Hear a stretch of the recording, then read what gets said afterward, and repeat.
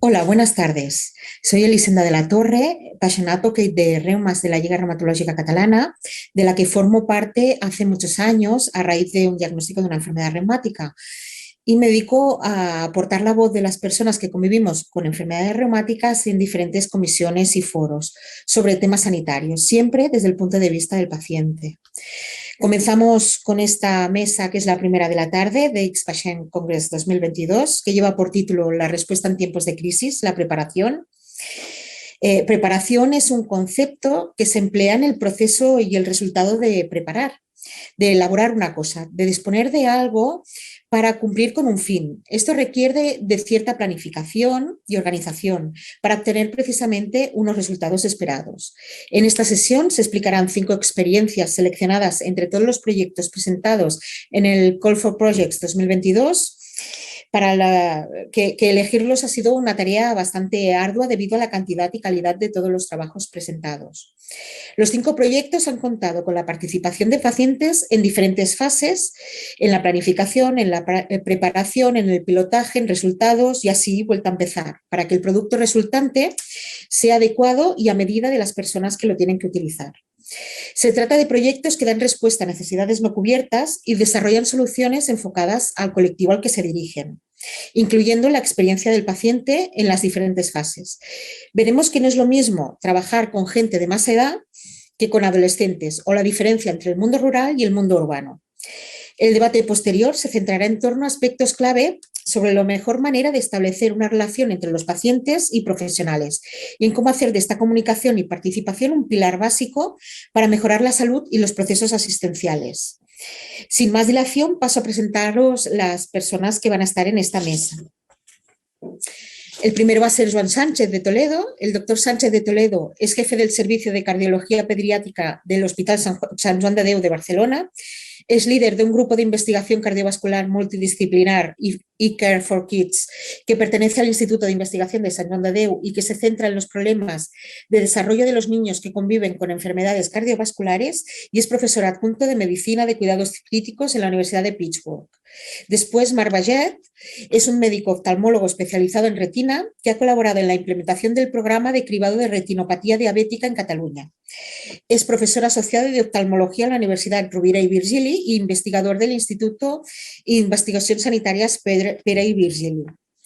Después, Sisa Llopis es psicóloga con más de 15 años de experiencia en el movimiento asociativo de familiares y de personas con experiencia propia en salud mental, y actualmente es técnica en la Dirección de Análisis y Estrategias de Salud Mental de Sant Joan de Déu y coordinadora técnica de la web Som Salut Mental 360.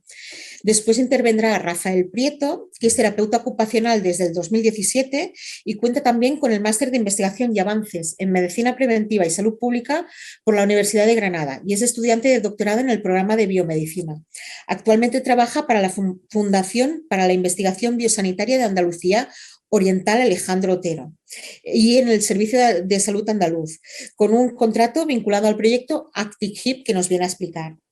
Después, para finalizar, estará Montse Queralt, que es diplomada en enfermería, especializada en promoción de la salud por la Universidad de Barcelona y cuenta con una larga trayectoria en docencia y como redactora de contenidos en la revista Diabetes SP.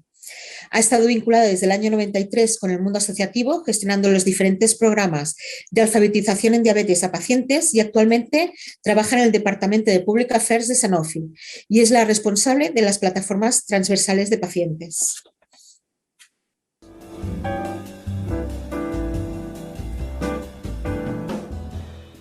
Muchísimas gracias, Elisenda. Es un verdadero honor poder estar aquí presentando el proyecto.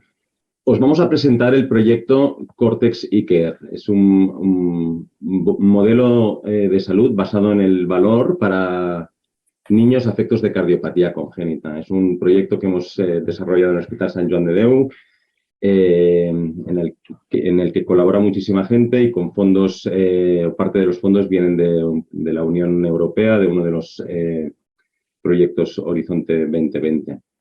Lo que probablemente no sabéis es el impacto que tiene la cardiopatía congénita. La cardiopatía congénita es la malformación más frecuente en los recién nacidos. Afecta casi al 1% de nuestros recién nacidos, una población muy abundante dentro de la Unión Europea. Lo que hemos conseguido en los últimos años es, gracias a los avances tecnológicos y a las mejoras en el tratamiento, es que hemos pasado de focalizarnos en la supervivencia a conseguir supervivencia a largo plazo y que los pacientes lleguen a la edad adulta. A pesar de esto, continúa siendo un problema importante de salud. Es la primera causa de mortalidad globalmente dentro del primer año de vida. Y lo que sí que es verdad es que ahora, como la mayoría de nuestros pacientes llegan a la edad adulta, llegan con muchas secuelas. Secuela que impacta de forma significativa la calidad de vida de nuestros pacientes. ¿Por qué es importante el momento inicial, el momento pediátrico? Porque es cuando hay más intensidad en el tratamiento de la mayoría de estos pacientes. Son pacientes que reciben mucho impacto desde el punto de vista asistencial en las unidades de críticos, en las unidades de neonatología, cirugías agresivas. Una cirugía y una asistencia muy desgastante para el paciente y para sus familias que tienen impacto a lo largo de sus vidas. Un impacto que ya empieza desde la época prenatal, pero que lo sigue durante el resto de la vida de estos pacientes hasta la edad adulta, como he dicho antes.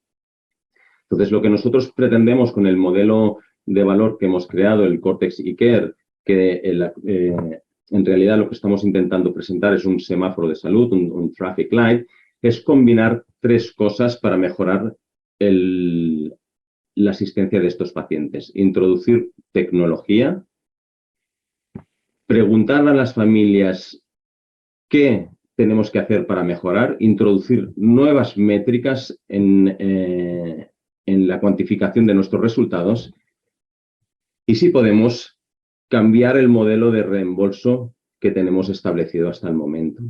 Intentando combinar los tres pilares, creemos que podemos cambiar la forma de entender y de manejar la cardiopatía congénita en nuestro entorno. Remitiéndome a la diapositiva inicial, de forma muy visual, para que entendáis cuál era el primer objetivo de nuestro proyecto, era intentar reducir esta asistencia crítica intrahospitalaria, asegurando los resultados y favoreciendo que el paciente fuera dado de alta con buenos resultados de una manera precoz, asegurando que este proceso de curación se realiza en el domicilio, que es la manera más fisiológica que esto pase en la edad pediátrica. Para ello, introducimos tecnología creada en el proyecto Cortex. El proyecto Cortex es un espacio definido dentro del hospital en el que trabaja gente de todo menos asistencial. Tenemos ingenieros, tenemos informáticos, tenemos data scientists, sonografistas, tenemos gente no asistencial que se suma al campo de la asistencia para producir un cambio de valor. Gente joven, con entusiasmo y con conocimiento que nos ayuda a mejorar la dinámica de tratamiento de estos pacientes.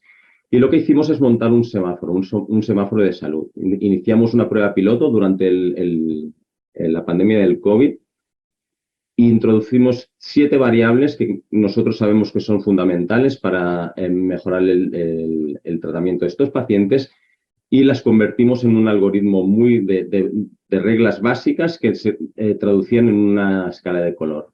Rojo siendo un aviso que nos hacía cambiar el paciente de ubicación y trasladarlo a una situación a una ubicación del hospital con más intensidad asistencial, y verde considerando que el paciente está en una situación óptima para poderse ir de alta.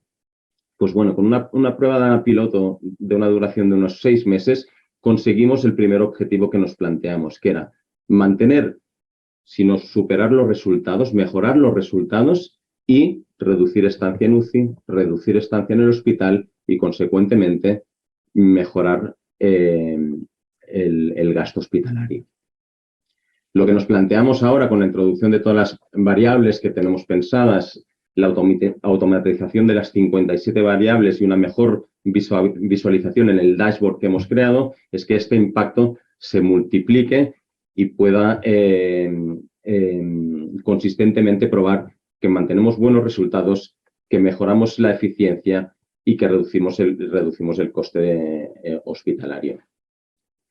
Para que esto pase, evidentemente tenemos que contar con las familias, porque muchas veces no es solo imprescindible que aseguremos resultados de supervivencia y morbilidad, sino que preguntemos a las familias cuáles son aquellos outcomes, aquellas métricas que ellos ven como importantes una vez ha terminado el proceso asistencial. Para eso hemos creado un comité de padres en el que participa, aparte de grupos de padres, pacientes afectos con cardiopatía congénito, asociaciones de familias y asistenciales y no asistenciales relacionados con el tratamiento de estos pacientes. Este ha sido el punto clave que nos ha permitido aumentar las métricas de evaluación de este proyecto, y como nuestro hospital ya tiene iniciativas previas que nos ha dado buenos resultados en cuanto se refiere a la participación de las familias en la producción de nuevos outcomes, creemos que esto va a producir un gran cambio y un cambio de paradigma en la manera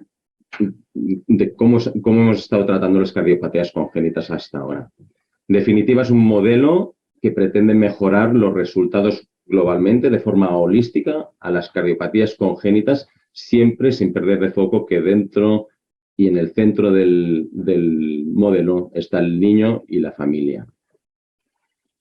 Muchísimas gracias y quedo a vuestra disposición para responder cualquier duda que pueda surgir después de la presentación o en el debate.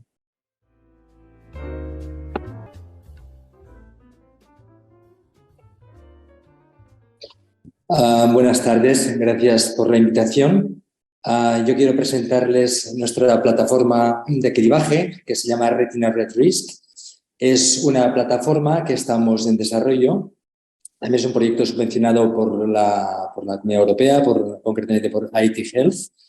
Y es una plataforma que lo que persigue es un cambio de paradigma en lo que es el cribaje, es decir, en la diferenciación de los pacientes diabéticos si tienen o no tienen retinopatía, y está basado en la inteligencia artificial con el objeto de implementarlo en la atención primaria, que es el ámbito en el cual los pacientes diabéticos mayormente consultan. La retinopatía diabética, como muchos de ustedes saben, es la primera causa de pérdida de visión y de ceguera en el mundo occidental y impacta sobre la población trabajadora, lo cual genera pues un gran problema a nivel personal, a nivel familiar y también a nivel sanitario. La buena noticia es que la retinopatía diabética es una condición, es una enfermedad que es tratable si se llega a tiempo. Entonces, pues las sociedades que de alguna manera están involucradas en el manejo del paciente diabético recomiendan un fondo de ojo, un examen ocular a toda la población diabética. Lo que ocurre es que, a pesar de haber puesto muchos medios para realizar este cribaje, sabemos que todavía menos de la mitad de los pacientes diabéticos acuden a los centros de cribaje para realizarse este examen. ¿Y esto por qué es debido? Esto es debido básicamente porque existen muchos pacientes, de hecho el 10% de la población sufre de diabetes, y en teoría estos pacientes deberían cada año cribarse para descartar que no tengan retinopatía diabética.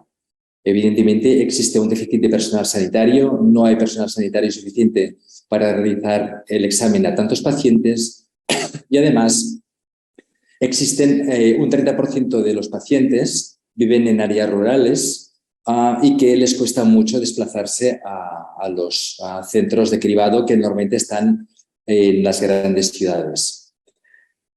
Por ello, nosotros creemos que la solución es aplicar la inteligencia artificial y, de alguna manera, que el ámbito de actuación de este cribaje sea pues, en el ámbito donde más acuden estos pacientes, que es en la atención primaria. Con este objetivo hemos desarrollado dos modelos algorítmicos que son complementarios entre sí. Por un lado, tenemos un algoritmo que es capaz de leer las retinografías que se realizan a estos pacientes diabéticos, que es el gold standard del cribaje, y el algoritmo pues, dice si el paciente tiene o no retinopatía y nos clasifica en grados de severidad esta retinopatía. Además, de manera complementaria, tenemos un algoritmo clínico también testado y está perfectamente testado, ha sido desarrollado y testado y publicado. Tenemos un algoritmo clínico que lo que hace es estimar el riesgo de cada paciente de desarrollar retinopatía diabética. Entonces, esto es útil en aquellos pacientes que en el momento actual no tienen retinopatía, pero sí que nos dice cuál es el riesgo futuro. Esto es importante porque nos permite personalizar el intervalo de cribaje, que puede ir pues, desde un referimiento inmediato al oftalmólogo por riesgo alto o bien dilatar el paciente de 3 años a un nuevo cribaje si el riesgo es bajo. Entonces, la plataforma Retina Red Risk lo que persigue es pasar de un modelo de cámara convencional, que es una cámara no mediática, una cámara grande, una cámara cara, que está básicamente en los hospitales y en los centros de primaria principales, a pasar a una plataforma móvil. Esto es estamos desarrollando un móvil que pueda hacer fotos de calidad del fondo de ojo y que a la vez se puedan volcar los parámetros clínicos desde la historia clínica para, una vez efectuado la fotografía y estos parámetros clínicos, en la nube los algoritmos puedan a tiempo real leer cuál es el riesgo y cuál es el grado de afectación en caso de que hubiera pues en su fondo de ojo. Entonces, nosotros lo que perseguimos es cambiar el paradigma actual, que es que el paciente se desplaza al hospital a hacerse el cribado, a un modelo centrado en el paciente, en el cual es el profesional sanitario que aprovecha en el ámbito de la primaria una consulta de cualquier otro motivo, una consulta oportunista, para realizar el cribado ocular. Entonces, ¿cuál sería el viaje del paciente? ¿Cuál sería el patient journey en esta nueva plataforma? El paciente acude a la atención primaria, que sabemos que aproximadamente un 75% de los diabéticos censados acuden cada año por algún motivo a nivel de la atención primaria, y ahí es donde se aprovecharía hacer el cribado de estos pacientes. Se realizaría la foto del fondo de ojo, se analizaría el riesgo personal a través de estas 9 variables clínicas y a tiempo real el algoritmo daría la respuesta permitiendo al médico de familia o bien a la enfermera conocer si el paciente tiene o no tiene retinopatía diabética y el riesgo de desarrollarla. En los casos que hay bajo riesgo, el paciente continuaría en el ámbito de la atención primaria y no sería necesaria su derivación a nivel del oftalmólogo, que por cierto esto es la mayoría de los pacientes. Y únicamente serían aquellos pacientes con retinopatía manifiesta o con riesgo alto de desarrollarla los que serían referidos al oftalmólogo. Con lo cual, reduciríamos mucho la lista de espera al paciente hacia el oftalmólogo, con lo cual serían pacientes que serían tratados mucho antes de lo que actualmente estamos realizando. Entonces, en conclusión, pensamos que un método de cribaje centrado en el paciente con la aplicación de la inteligencia artificial y en el ámbito de la atención primaria, esto permite cribar muchos más pacientes y hacerlo antes de lo que estamos realizando ahora, con lo cual la retinopatía sería detectada en estadios más precoces, con lo cual menos pacientes evolucionarían a la ceguera y también lo podríamos de alguna manera realizar a un coste menor. Muchas gracias. También quedo a disposición de cualquier duda, cualquier pregunta que tenga la audiencia.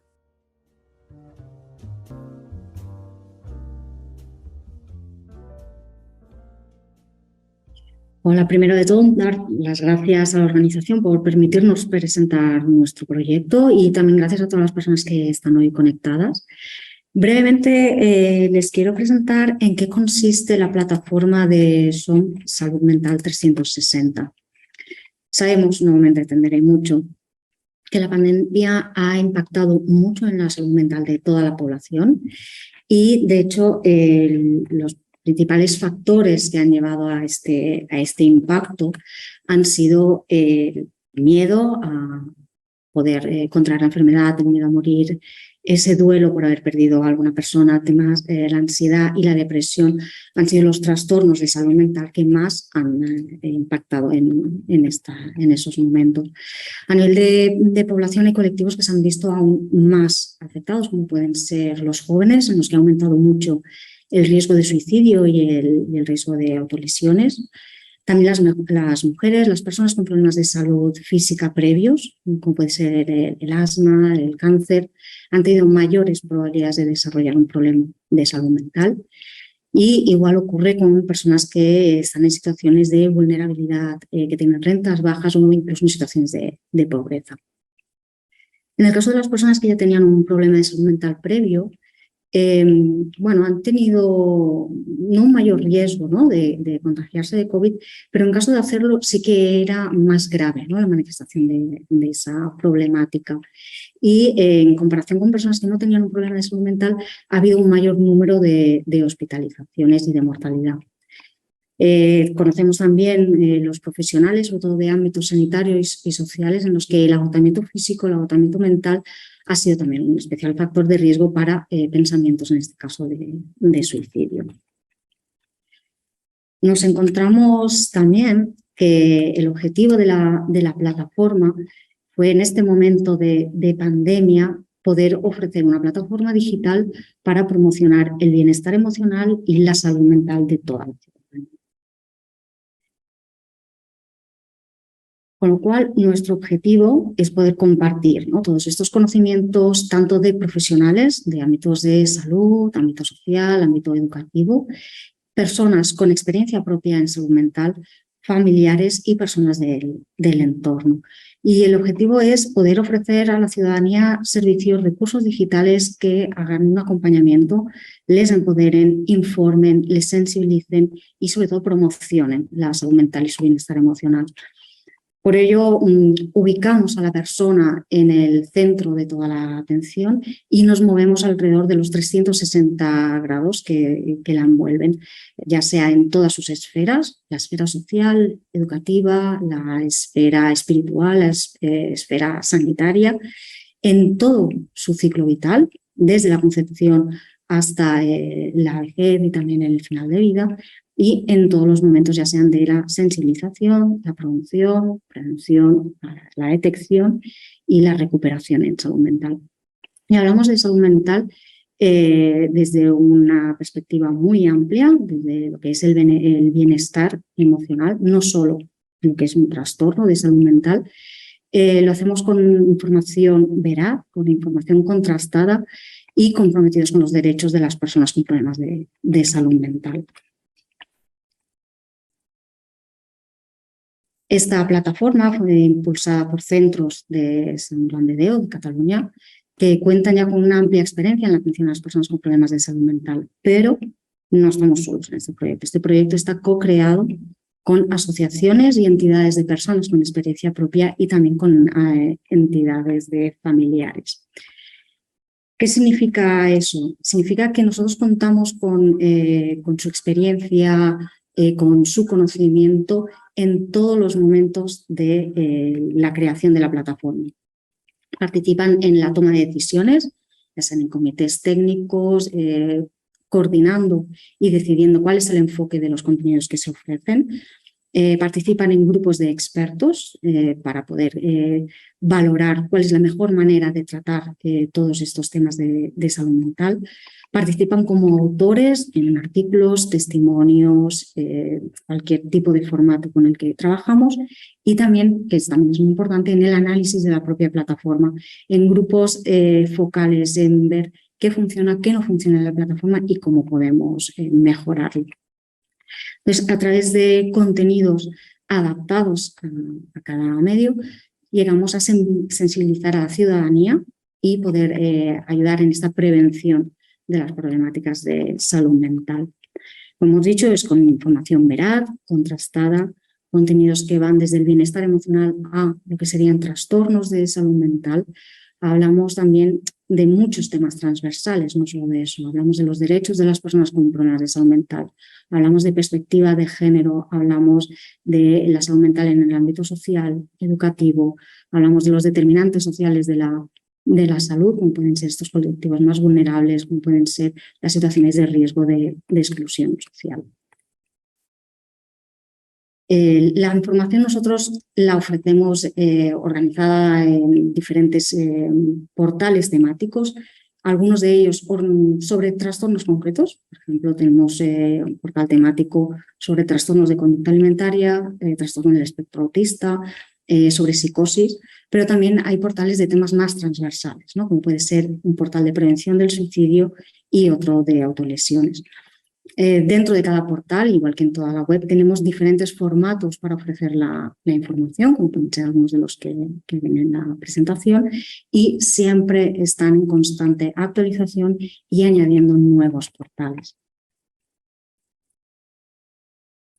Actualmente, este modelo de plataforma co-creada, sobre todo por esa parte de la co-creación, nos permite llegar a población de diferentes colectivos sensibles y que han recibido ese mayor impacto, ¿no? Durante la pandemia. Por eso, a día de hoy, 1 de cada 4 personas usuarias de la web tiene entre 18 y 24 años, que era uno de nuestros objetivos, poder llegar a esta población joven.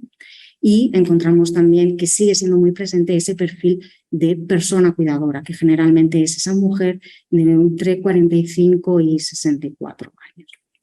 ¿Cómo llegamos a todos ellos? Pues llegamos estando presentes, ¿no? Estamos presentes en espacios físicos, en espacios comunitarios, como pueden ser salas de espera, de servicios que pueden ser de salud o no.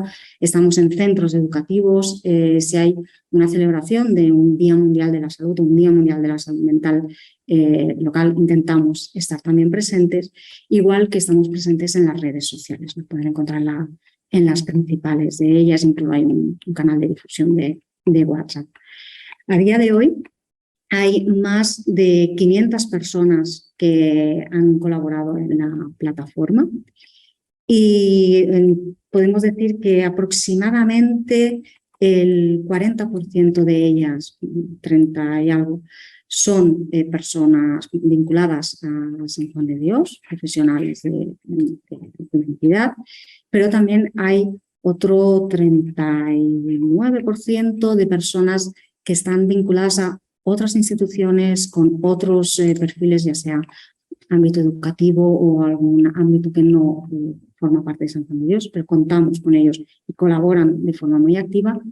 Y hay un 20% de personas que son personas con experiencia propia en salud mental o familiares de estas. Y a cada día que pasa vamos aumentando. Y con esto ya quería darles las gracias por habernos invitado a participar y quedamos a la espera de que si tienen cualquier duda o después de la presentación nos puedan hacer llegar sus consultas. Muchas gracias.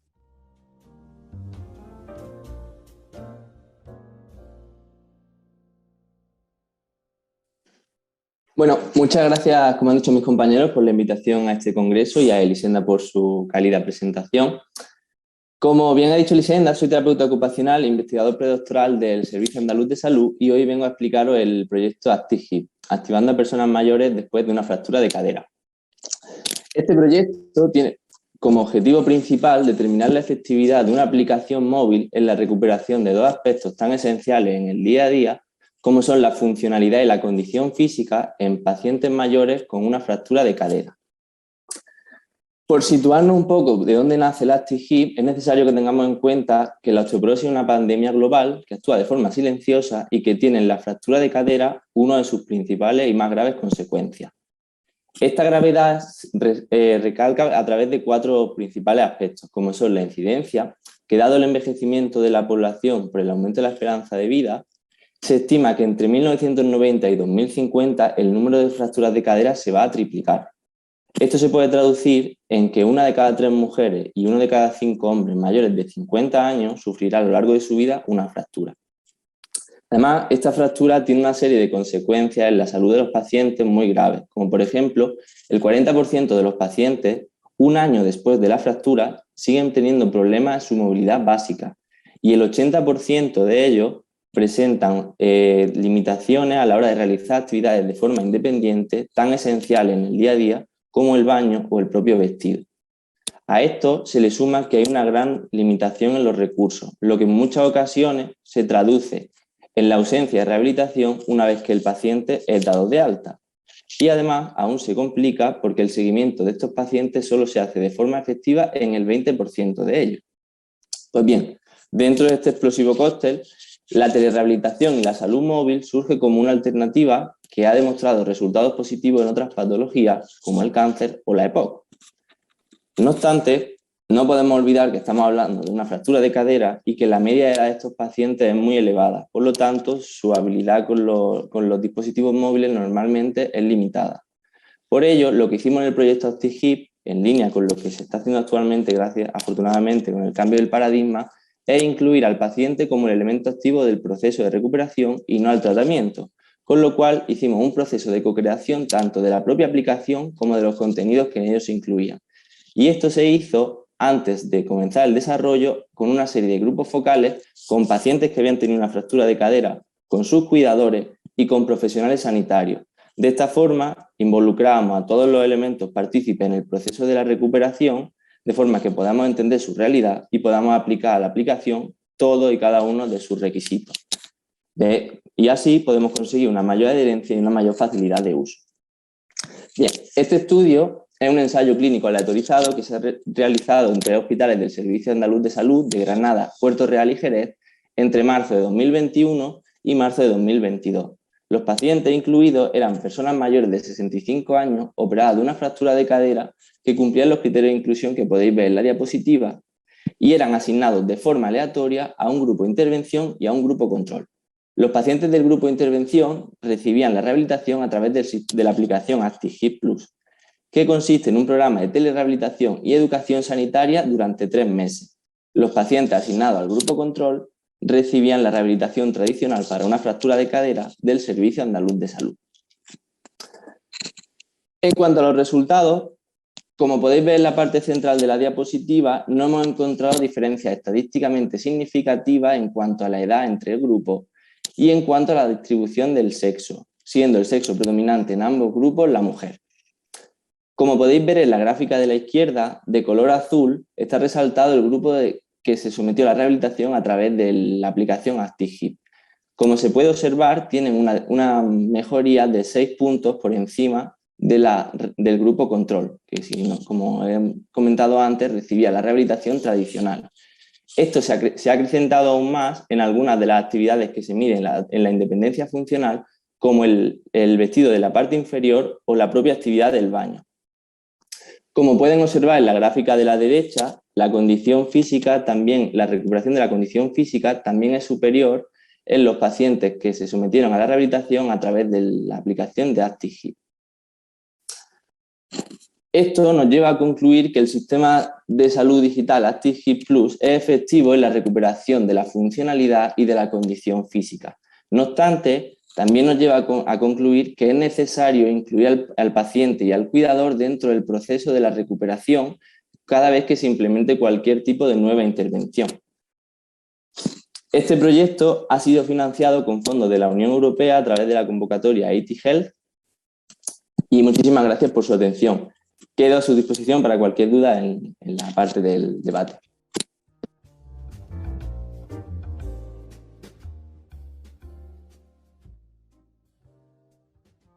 Hola, buenas tardes. Gracias por invitarme a presentar el proyecto D1. El proyecto D1 es un proyecto de larga evolución. Tiene 9 años de historia. Es un proyecto educativo para adolescentes con diabetes tipo 1.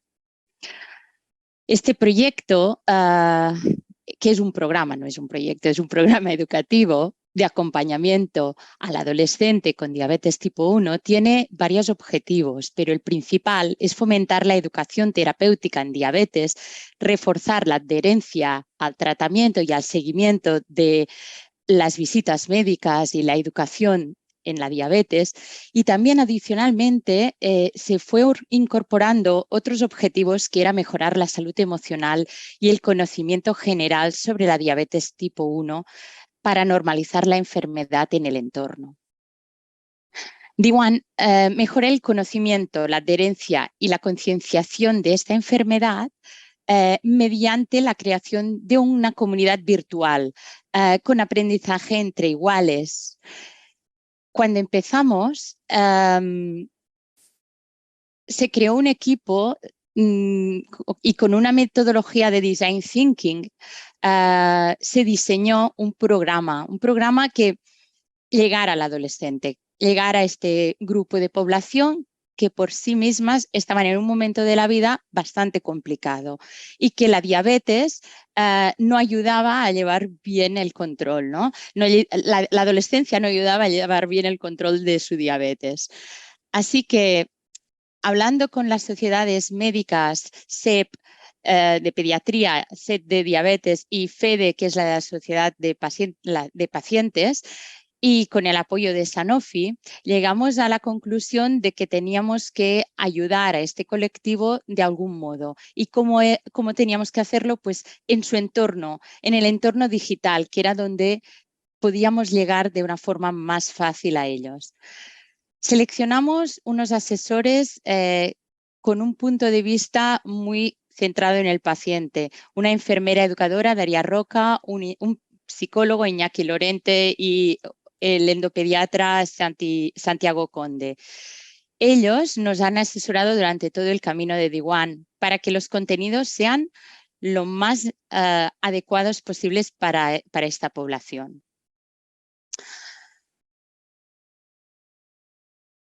También lo que hemos ido haciendo es planificar bien, buscar una estrategia y una experiencia del paciente a medida que hemos evolucionado el proyecto. Empezamos de un modo, teníamos unos objetivos, teníamos un diseño, pero poco a poco hemos ido reevaluando el proyecto y por eso pienso yo que hemos llegado a una edad bastante importante del proyecto. 9 años después seguimos trabajando y seguimos ilusionados y adquiriendo más seguidores a Diwan. Aquí podéis ver algunas imágenes de los talleres que se hacen en el Diabetes Experience Day, que es un congreso de pacientes, y ahí reunimos a los adolescentes para que nos ayuden a pensar, a rediseñar, a evaluar cómo estamos llevando el proyecto y cómo podríamos aún mejorarlo. Y esto lo hemos ido haciendo cada X años para ir mejorando y cambiando algunos aspectos. Tenemos una población muy concreta a la que queremos llegar, que es el adolescente, pero también nos hemos dado cuenta que las familias están siguiendo a Diwan, tienen una necesidad de entender qué pasa por la cabeza del adolescente en este momento de la vida y en este momento en la patología.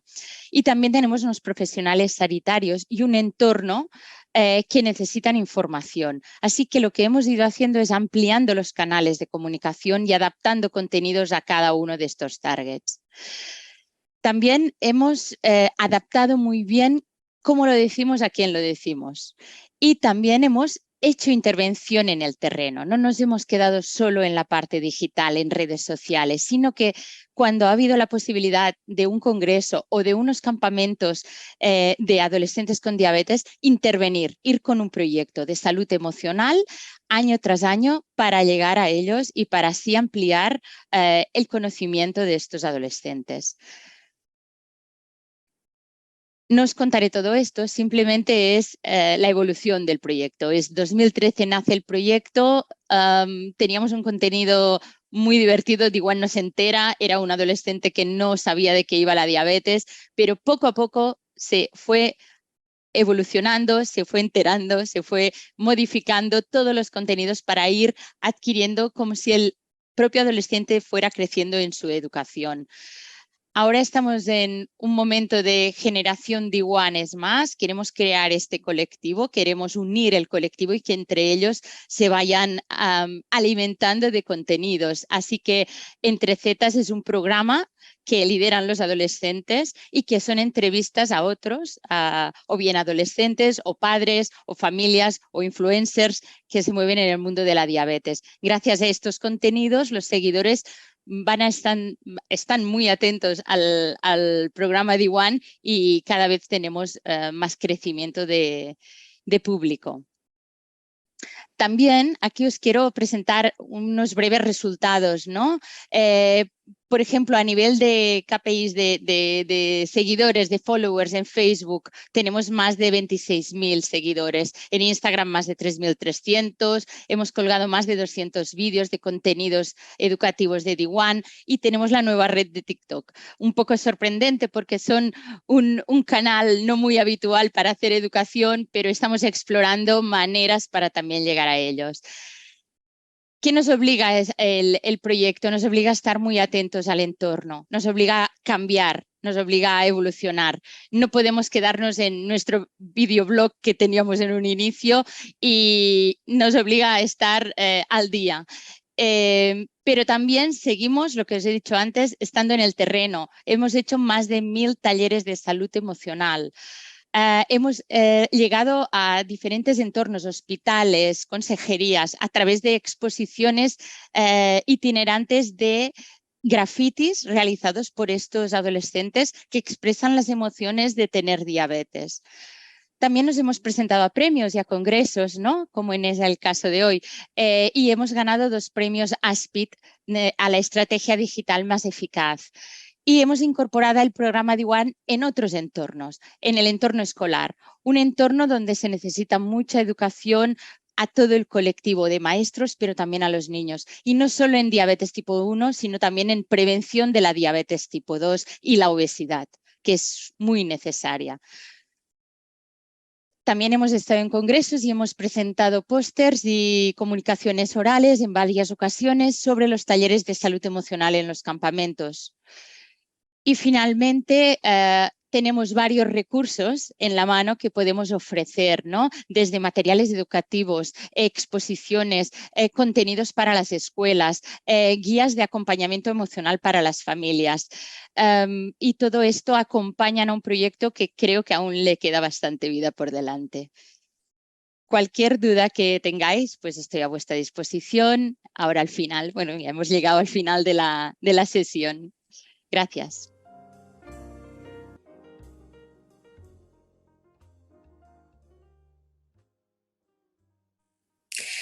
Muchas gracias por las presentaciones de vuestros proyectos. La verdad es que son súper interesantes y muy diferentes.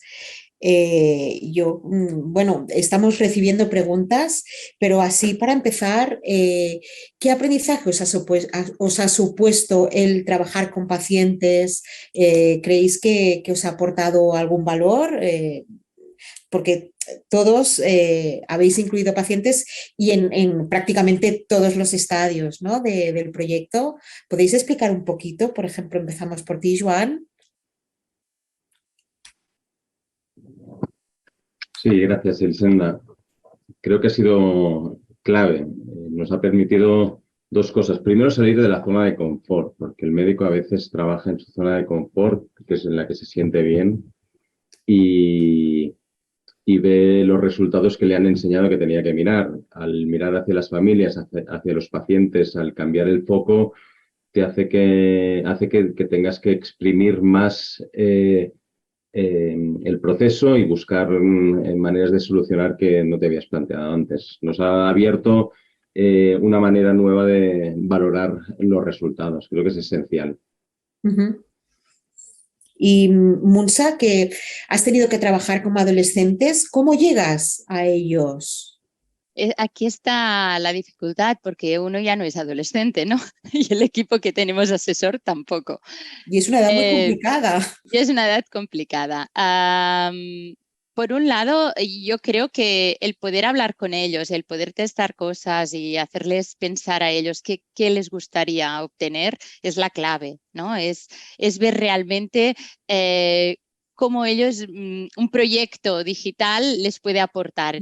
Luego también las interacciones que tenemos en redes sociales. Esto también nos ayuda muchísimo, ¿no? Analizar y ver los KPIs, bueno, ver qué nos dicen en redes sociales, qué es lo que se guardan, qué contenidos. Pero creo que realmente la clave es preguntar y ir testando y estar al día. El adolescente va muy rápido. No te esperará a que tú tengas la aprobación de esa nueva red social. Ya tienen otra red social, ya no es TikTok, ahora ya tenemos O sea que la evolución es tan rápida que necesitamos ser muy ágiles. Aquí está la clave. Ágil y contenidos muy dirigidos a lo que la población demanda, ¿no? A lo que el colectivo demanda. Y luego, si te das cuenta, todas las redes se han ido sumando gente, pero gente que en Facebook tenemos muchas familias, tenemos padres, madres, y lo notas porque cuando hay contenidos que se comparten o comentarios en las redes, son las familias que te hablan allí. En cambio, en Instagram están los adolescentes, en TikTok están los adolescentes y tienes que ir adaptándote al canal. Y Rafael, también nos entra una pregunta, ¿no? En este sentido, ¿cómo ha sido al revés, ¿no? La inclusión de personas de edad avanzada? Bueno, yo creo que Joan ha dado la clave porque para nosotros ha sido como salir de la zona de confort siempre. Además, fue en un momento muy complicado porque nosotros hicimos los grupos focales justo antes del primer confinamiento. Entonces, claro, el tema del pilotar a través de nuevas tecnologías, cuando estabas probando una nueva tecnología en sí, ya fue doblemente difícil con personas mayores. Es verdad que nosotros tenemos la suerte, porque en países como España, en Sudamérica y algunos países de Asia, tenemos una figura que es clave para nosotros, que son los cuidadores. Nosotros nos apoyamos mucho en ese hijo, esa hija, nos ayuda muchísimo en el uso de la aplicación. Pero la experiencia para nosotros ha sido muy humana, porque no hemos sido capaces de entender, o por lo menos en nuestro equipo, que detalles tan nimios como podían parecer el tipo de letra, el color, eran cosas que nosotros, es que esto, no, ¿qué importa? Esto es que es básico para ellos, es que hace que lo puedan ver, hace que lo puedan entender. Entonces, para nosotros yo creo que si tendría que resumir el proceso ha sido muy humano, porque ha sido ver su realidad de verdad, conocer qué es lo que ellos necesitan. Para nosotros es un proceso muy enriquecedor, la verdad. Y Marc, ¿tú qué opinas de todo esto? ¿Cómo se han incluido los pacientes y esto que decías, ¿no? De que se va a cambiar seguramente el proceso asistencial, ¿no? A raíz del proyecto. Sí, de hecho, la plataforma esta móvil que estamos diseñando parte un poco de analizar nuestra realidad. Nosotros cogimos nuestra propia población, vimos que un tanto por ciento alta de gente que vivía fuera de nuestra ciudad, ¿no? Nosotros estamos en el noreste de España, estamos en Reus, Tarragona, y hay mucha área rural. Entonces hay un 30% de diabéticos que analizamos que no venían. Hicimos un análisis de por qué esta gente no venía. Pues estuvimos llamando por teléfono en el equipo de residentes, yo mismo, pues entrevistamos a mucha gente para conocer la realidad, ¿no? Por eso decíamos que a veces estamos nosotros desconectados del problema del paciente en el día a día. Entonces, analizamos dos situaciones. Una, los pacientes mayores, que son dependientes, que para venir a hacerse, en este caso, el cribaje ocular, pues muchas veces ya es gente mayor con pluripatología que encima no se ven bien, son dependientes de este hijo que también tiene sus problemas porque trabaja y tiene que pedir a la empresa que le den el día porque el abuelo tiene que ir al hospital a hacerse el cribaje ocular. Entonces, vemos la problemática y entendemos por qué estos pacientes no acaban viniendo. Y entonces, por eso vimos que también esto no solo es escala nuestra, sino escala europea, de que hay un tanto por ciento de personas que no es que no quieran, es que no pueden, porque son dependientes. Y después las personas que trabajan muchas veces no pueden dejar el trabajo por miedo a perderlo o por incompatibilidad con el horario, con lo cual vemos que se nos escapan muchos pacientes. Pues nosotros llevamos, en este caso, el problema, la solución, ¿no?, del cribado pues cerca de su ámbito. Entonces sí que pensamos, porque se ha hecho encuestas, se ha hecho un análisis un poco de qué pasaría si implementáramos esto a nivel de la España vaciada, a nivel de las áreas más rurales, y se ha visto pues que sí, que habría una aceptación muy buena, y de hecho estamos en esa fase, estamos analizando la usabilidad, la implementación, analizando estos conceptos no tan médicos, pero más del día a día, y estamos viendo pues que esto podría solucionar bastante este tema, el cribaje de la retinopatía diabética en el ámbito más rural, ¿no? Está pensado pues eso, en el ámbito más rural. Muchas gracias. Sisa, nos están llegando, bueno, del público, ¿no? Dando las gracias por poner encima de la mesa los problemas de salud mental. Vosotros habéis trabajado con todo tipo de pacientes de diferentes edades, ¿no? Por lo que explicabas, y en contexto de pandemia también, ¿no? Y preguntan cómo trasladar a las organizaciones esta gestión de las emociones y así mejorar la experiencia de paciente. Bueno, nosotros en todo momento, incluso, bueno, se empezó a gestar la plataforma previo a la pandemia, ¿no? Y ya en ese momento se trabajaba con las asociaciones para ver qué necesitaban. Pues no decimos nosotros o pensamos qué pueden necesitar, sino qué necesitáis, decírnoslo vosotros, qué querían y cómo lo querían. Después llegó la pandemia y nos hizo, ¿no?, tenernos que adaptar a esa situación. Claro, nosotros toda la parte de gestión de las emociones es muy importante dentro de las organizaciones, pero dentro de cualquier grupo, dentro de una familia, dentro de un aula, dentro de una organización laboral.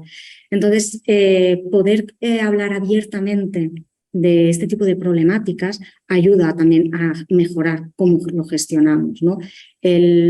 A veces también a la hora de trabajar en la plataforma también lo es. Si podemos hablar de cómo nos sentimos, de qué necesito, y es mucho más fácil que si yo en un momento dado me encuentro en esa misma situación, pueda decirlo abiertamente, ¿no? Que a veces en el trabajo, si tenemos un problema de salud mental, en muchas ocasiones se sigue ocultando o se sigue, bueno, no vamos a hablar, no voy a decirlo por si acaso.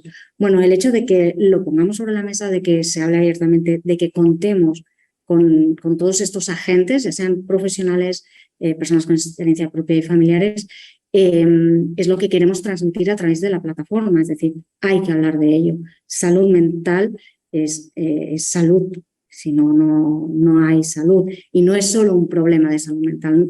No esperemos a que aquello que nos hace tener ese malestar genere en un problema. Y si es un problema, busquemos soluciones, ¿no? Estamos todos abiertos a poder buscar soluciones a esa problemática. Yo creo que ese es el primer paso para esa mejor gestión, ¿no? Y también siempre lo decimos, ¿no?, que se hablaba mucho de adolescentes, de dónde están. Nosotros tenemos que ir incluso mucho más abajo y desde las primera infancia poder ayudar a esos niños a cómo aprender a gestionar las emociones para que en el futuro sean adultos con una mejor salud mental también. Muchas gracias, Cisa. Joan, has hablado de tecnología, de inteligencia, de que en el grupo, ¿no?, había gente que no tenía por qué ser sanitaria, que era otro tipo de agente, ¿no? ¿Nos podemos fiar de la tecnología a la hora de crear, ¿no?, este algoritmo y que después nos da unos colores que alarman o no alarman? Sí, es una pregunta clave. Yo lo que sé es que me fío de la gente que trabaja con la tecnología, porque me fío del equipo. Y es un equipo que ha conseguido trabajar por un mismo objetivo. Y esto creo que es el cambio de paradigma. Es mucha gente de distintos ámbitos, con conocimientos distintos, que entienden que hay un objetivo común.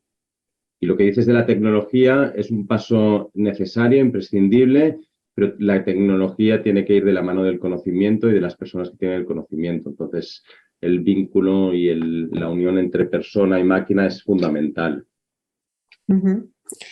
Gracias. Marc, en tu caso también utilizáis tecnología. ¿Qué opinas?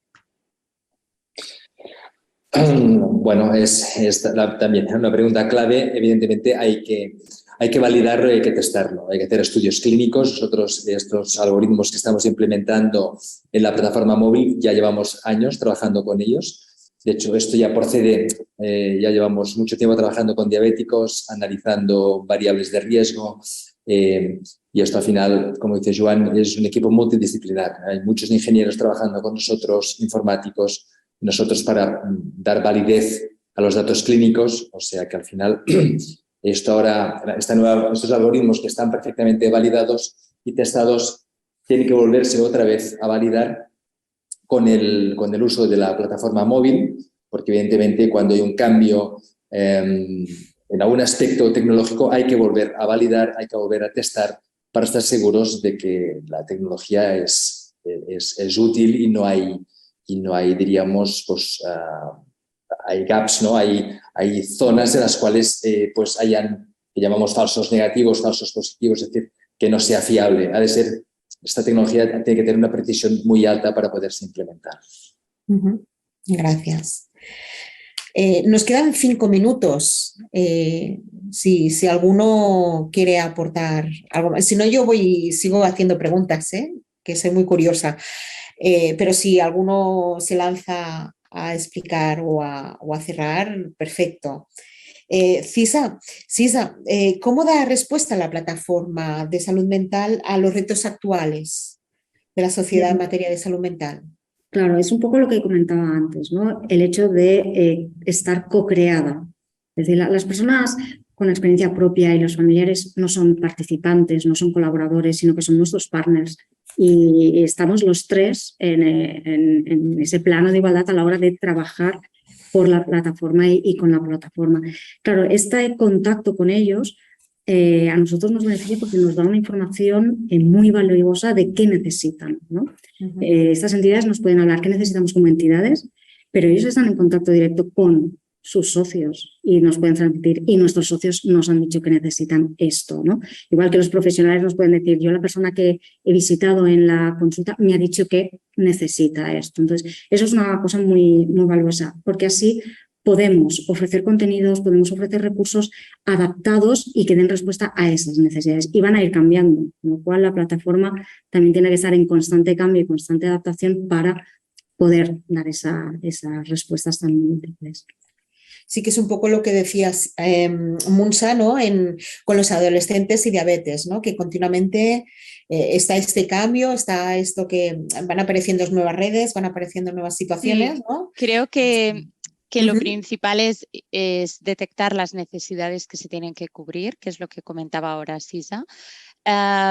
Si vas a cubrir estas necesidades, tienes que diseñar bien y en qué canal quieres trasladarlas y qué contenidos y de qué forma, pero tienes que reevaluar y tienes que cambiar si es necesario al poco tiempo si el cambio está en el entorno. O sea, no puedes decir, mira, ya tengo esto y vamos a estar 5 años transmitiendo a través de este canal. Estaríamos en el videoblog, como os he dicho al inicio, teníamos solo un videoblog y allí ya no haríamos nada, ¿no? Claro. Pero sí que es cierto que tener a los pacientes ayudándote, co-creando, tener las sociedades médicas, la FEDE, la SED, la SEP, nos ayudó muchísimo a que desde el inicio ya el punto de partida ya era este. Ya teníamos la información de todos los profesionales y los pacientes en el proyecto. Ya sabíamos lo que necesitaban y a partir de aquí era darle el empujón y luego hacer los bucles de reevaluar. Y bueno, y es cierto que 9 años, un proyecto que está tirado adelante con las sociedades y la industria, ¿no? Sanofi está ahí apoyando. Pocas veces pasa. Creo que en nuestro entorno es poco habitual tener proyectos con una duración tan larga y es un éxito, ¿no? Sí, totalmente. Rafael, ¿qué importancia tiene la telerehabilitación en el futuro de la sanidad en personas mayores? ¿Qué crees? Bueno, yo creo que ya no solo en personas mayores, sino en cualquier tipo de persona y desgraciadamente el COVID fue una prueba de fuego para todo el sistema sanitario porque nos hemos tenido que adaptar a un montón de retrasos en cosas que no se consideraron urgentes. Entonces creo que va a ser una pieza esencial, pero creo que estoy muy de acuerdo con lo que ha dicho Joan también, que no es tecnología solo, sino que es tecnología apoyada por gente detrás y creo que la principal barrera que es pasar es que hay que humanizar la tecnología. No vale solo con dejar algo, hacerlo un logaritmo, un proceso automático y olvidarnos. No, tiene que haber una comunicación regular, tiene que ser muy humana. Pero creo que, bueno, sobre todo en personas mayores, también un poco como le pasa a Mar, con pacientes rurales que muchas veces no se pueden desplazar a los centros, se va a hacer más importante porque es la única forma de llegar. Y desgraciadamente ahora mismo el sistema sanitario no puede asumir ciertos desplazamientos o una ambulancia o profesionales, por desgracia, no se puede asumir y creemos que es la única forma de llegar a algunos de estos pacientes. Entonces, creo que es una de las opciones a considerar como a implementar dentro del sistema. Bueno, son las 4, se nos acabó el tiempo. Si alguno quiere decir algo más, yo daros las gracias por haber estado en esta mesa. Muchísimas gracias, de verdad. Han sido 5 proyectos, bueno, yo creo que espero que al público les haya gustado. Si queréis, para cerrar, una última frase, 2 líneas. Muchas gracias por dar voz a los pacientes con enfermedades minoritarias y ayudarnos a progresar. Muchas gracias, Elisenda. Igual que dicen muchos colectivos, ¿no? de personas con algún tipo de problemática, el no de nosotros sin nosotros, creo que estas experiencias, ¿no? lo ponen sobre la mesa y creo que es el camino por el que tenemos que seguir transitando. Yo pondría en valor el compartir también, ¿no? En estos foros. Yo creo que da un valor que haya tantos proyectos con el paciente tan presente y cada vez tiene que haber más. Este es el punto. Gracias. Yo me sumo totalmente a lo que ha dicho Munsa, creo que este es el camino, creo que cada vez que veamos diferentes proyectos en campos tan diferentes que parten del paciente y no para el paciente, como ha dicho también Cisa, creo que es la clave. Muchas gracias.